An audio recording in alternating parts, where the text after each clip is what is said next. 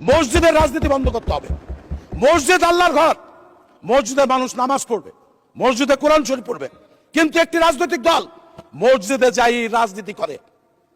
মাননীয় স্বরাষ্ট্রমন্ত্রীকে অনুরোধ করব আইন পাস করার জন্য, যাতে কোন মসজিদ মাদ্রাসায় রাজনৈতিক মিটিং করা যাবে না।